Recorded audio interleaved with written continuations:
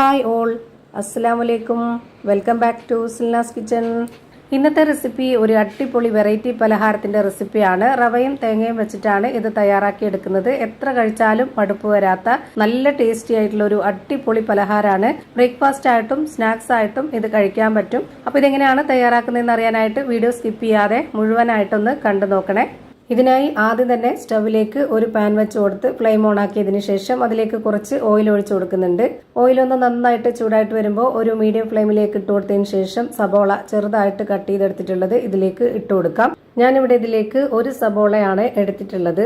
അടുത്തതായി ഇതിലേക്ക് 4 അല്ലി വെളുത്തുള്ളി, 2 പച്ചമുളക്, കുറച്ച് മല്ലിയില, കറിവേപ്പില ഇത്രയും ചെറുതായിട്ട് കട്ട് ചെയ്തിട്ട് അതുകൂടി ഇതിലേക്ക് ഇട്ട് കൊടുക്കുന്നുണ്ട്.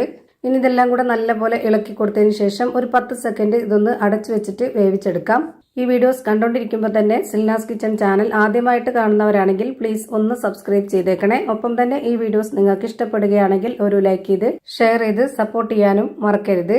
ഈ ഒരു ഉള്ളിപ്പോൾ ചെറുതായിട്ടൊന്ന് കുക്കായിട്ട് വന്നിട്ടുണ്ട്. ഇനി നമുക്ക് ഇതിലേക്ക് പൊടികൾ ഇട്ട് കൊടുക്കാം. ഇതുപോലെ ചെറിയൊരു സ്പൂൺ അളവിൽ 1 സ്പൂൺ മുളക് പൊടി, ഒരു 1/4 സ്പൂൺ അളവിൽ മഞ്ഞൾപ്പൊടി, പെരിഞ്ജീരകപ്പൊടി, ഗരം മസാലപ്പൊടി, ആവശ്യത്തിനുള്ള ഉപ്പ് ഇത്രയും ഇട്ട് കൊടുത്ത ശേഷം നന്നായിട്ടൊന്ന് ഇളക്കി കൊടുത്തിട്ട് ഇതൊന്ന് അടച്ചു വെച്ച് വേവിച്ചെടുക്കാം. ഈ ഒരു കൂട്ട് നല്ല പോലെ വെന്ത് കുഴഞ്ഞു വരണം. 1-2 മിനിറ്റ് ഇതുപോലെ അടച്ചു വെച്ച് വേവിച്ചപ്പോൾ ഇപ്പോൾ നന്നായിട്ട് വെന്ത് കുഴഞ്ഞു വന്നിട്ടുണ്ട്. ഇനി ഇതിലേക്ക് നേരത്തെ തന്നെ 2 ഉരുളക്കിഴങ്ങ് വേവിച്ച് ഉടച്ചു വെച്ചിരുന്നു, അത് ഇതിലേക്ക് ഇട്ട് കൊടുക്കാം. ഇനി ഇത് നല്ല പോലെ ഒന്ന് ഇളക്കി കൊടുക്കണം. അപ്പോൾ ഇതിലേക്ക് വെന്ത് കിട്ടാനായിട്ട് കുറച്ച് വെള്ളം ഒഴിച്ചു കൊടുക്കണം. വെന്ത് വരുമ്പോൾ നല്ല കട്ടിയായിട്ട് കുറുകി കിട്ടണം. അതുപോലെ ഇത് നന്നായിട്ട് ലൂസായിട്ടിരിക്കാനും പാടില്ല, എന്നാൽ നല്ല ടൈറ്റും ആവരുത്. അപ്പോൾ ഞാൻ അതിന് വേണ്ടിയിട്ട് ഇതിലേക്ക് 1/4 കപ്പ് അളവിൽ 2 കപ്പ് വെള്ളം ഒഴിച്ചു കൊടുത്തിട്ടുണ്ട്. ആദ്യം തന്നെ ഒന്നിച്ച് ഒഴിച്ചു കൊടുത്തിട്ടില്ല, അപ്പോൾ പരുവം തെറ്റും. അതുകൊണ്ട് ഘട്ടഘട്ടമായിട്ടാണ് ഒഴിച്ചു കൊടുത്തിട്ടുള്ളത്. ഇളക്കി കൊടുത്ത് പരുവം നോക്കിയിട്ട് ഇനി ഇതൊന്ന് അടച്ചു വെച്ചിട്ട് വേവിച്ചെടുക്കാം. ഇപ്പോൾ ഇതാ വെള്ളമൊക്കെ വറ്റി നല്ല പോലെ വെന്ത് ഉടഞ്ഞ് കിട്ടിയിട്ടുണ്ട്. ഈ ഒരു പരുവാണ് കറക്റ്റ് പരുവം. ഇനി ഇതിന്റെ ഫ്ലെയിം ഓഫ് ആക്കിയതിന് ശേഷം ഇതൊന്ന് മാറ്റി വെക്കുന്നുണ്ട്. അടുത്തതായിട്ട് സ്റ്റവിലേക്ക് ഒരു കടായി വെച്ചു കൊടുത്തു. ഫ്ലെയിം ഓൺ ആക്കിയതിന് ശേഷം അതിലേക്ക് വെള്ളമാണ് ഒഴിച്ചു കൊടുക്കുന്നത്. 250 ml കപ്പിന്റെ അളവിൽ 3 കപ്പ് വെള്ളം ഞാനിപ്പോൾ ഇതിലേക്ക് ഒഴിച്ചു കൊടുത്തിട്ടുണ്ട്. ഇനി ആവശ്യത്തിനുള്ള ഉപ്പിട്ട് കൊടുക്കാം. എന്നിട്ട് ഇതൊന്ന് അടച്ചു വെച്ചിട്ട് തിളച്ചു വരുന്നവരെ വെയിറ്റ് ചെയ്യാം. ഇപ്പോൾ ഇതാ വെള്ളം നല്ല പോലെ തിളച്ചു വന്നു. ഇനി ഇതിലേക്ക് തേങ്ങ ചിരകിയതാണ് ഇട്ട് കൊടുക്കുന്നത്. 1/2 കപ്പ് അളവിൽ ഇട്ട് കൊടുക്കുന്നുണ്ട്. പിന്നെ വേണ്ടത് റവയാണ്. റവയിലാണ് ഞാനിപ്പോൾ ഇത് ചെയ്തെടുക്കുന്നത്. 250 ml കപ്പിന്റെ അളവിൽ 2 കപ്പ് റവയാണ് ഇട്ട് കൊടുക്കുന്നത്. വറുത്ത റവയാണ്. ഇങ്ങനെ തയ്യാറാക്കുമ്പോൾ വറുത്ത റവയാണ് നല്ലത്. ഒട്ടും കട്ട പിടിക്കാതെ നന്നായിട്ട് ഇത് ഇളക്കി കൊടുത്ത് യോജിപ്പിച്ചെടുക്കണം. ഇപ്പോൾ ഞാൻ 2 കപ്പ് റവയും ഇട്ട് കൊടുത്തിട്ട് ഇതുപോലെ ഈ ഒരു പരുവത്തിൽ റെഡിയാക്കി എടുത്തു. ഇനി നമുക്കിതിന്റെ ഫ്ലെയിം ഓഫ് ചെയ്ത് കൊടുക്കാം. ഫ്ലെയിം ഓഫ് ചെയ്തതിന് ശേഷം ഒന്ന് പകുതി ചൂടാറി കഴിഞ്ഞാൽ പിന്നെ നമുക്കിത് നല്ല പോലെ ഒന്ന് കുഴച്ചിട്ടെടുക്കണം. റവ നല്ല സോഫ്റ്റ് ആയിട്ടാണ് കിട്ടിയിട്ടുള്ളത്. നമ്മൾ എടുത്തിട്ടുള്ള വെള്ളമൊക്കെ കറക്റ്റ് ആയതുകൊണ്ടാണ് ഇങ്ങനെ കിട്ടിയത്. ഇപ്പോൾ നല്ല പോലെ കുഴച്ച് റെഡിയാക്കി എടുത്തിട്ടുണ്ട്. ഇനി നമ്മുടെ കയ്യിൽ കുറച്ച് ഓയിലൊന്ന് തടവിയതിന് ശേഷം ഇതിന്ന് കുറച്ച് മാവ് എടുത്തിട്ട് ഇതുപോലെ ബോൾ ഷേപ്പിലാക്കി എടുക്കാം. ഞാനിപ്പോൾ കുറച്ച് വലിപ്പത്തിലാണ് ഇത് റെഡിയാക്കി എടുക്കുന്നത്.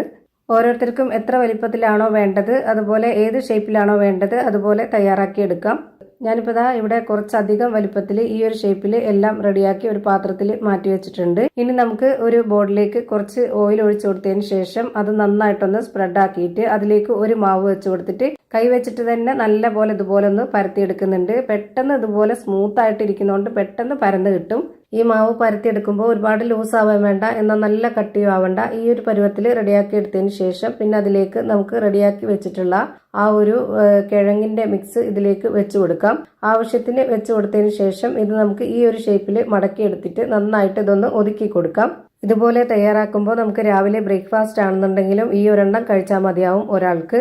അതല്ല സ്നാക്സ് ആയിട്ട് കുട്ടികൾക്കൊക്കെ കൊടുക്കാനാണെന്നുണ്ടെങ്കിൽ നമുക്കിത് കട്ട് ചെയ്തെടുത്തിട്ട് അങ്ങനെ കഴിക്കാവുന്നതാണ്.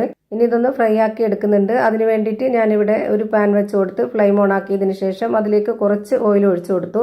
എന്നിട്ട് ഇത് വെച്ച് കൊടുത്തതിന് ശേഷം ഇത് നല്ല പോലെ ഒരു ഭാഗം വെന്തിട്ട് ഒന്ന് തിരിച്ചിട്ട് കൊടുക്കുന്നുണ്ട്. ഇനി നമ്മളിത് തിരിച്ചിട്ട് കൊടുത്തതിന് ശേഷം ഈ ഒരു ഭാഗം കുറച്ചുകൂടെ ഒന്ന് കുക്കായിട്ട് വരണം. അങ്ങനെ നമ്മൾ ഇതിലേക്ക് കുറച്ച് ഓയിൽ ഒഴിച്ചു കൊടുത്തതിന് ശേഷം ഇതുപോലെ 2 ഭാഗവും നന്നായിട്ട് വേവിച്ചെടുത്തതിന് ശേഷം ഇത് നമുക്ക് എടുത്തു മാറ്റാവുന്നതാണ്. ഇതുപോലെ തന്നെ നമുക്കെല്ലാം തയ്യാറാക്കി ഒരു പാത്രത്തിലേക്ക് മാറ്റാവുന്നതാണ്. ഞാനിപ്പോൾ ഇവിടെ 3 എണ്ണം തയ്യാറാക്കി എടുത്തു. എന്നിട്ട് ഇതുപോലെ കട്ട് ചെയ്തെടുത്തിട്ടുണ്ട്. ഇതിനകം ഞാൻ കാണിച്ചു തരാം. അപ്പോൾ നല്ല ഫില്ലിങ്സോട് കൂടിയ നല്ല അടിപൊളി ടേസ്റ്റി ആയിട്ടുള്ളൊരു ബ്രേക്ക്ഫാസ്റ്റ് ആയിട്ടും സ്നാക്സ് ആയിട്ടും കഴിക്കാൻ പറ്റുന്ന ഒരു അടിപൊളി ഐറ്റം റെഡിയായി. അപ്പോൾ ഇത്രയേ ഉള്ളൂ ഇന്നത്തെ വീഡിയോ. ഇഷ്ടമായാൽ ലൈക്ക് ചെയ്യാനും കമന്റ് ചെയ്യാനും ഷെയർ ചെയ്യാനും മറക്കരുത്.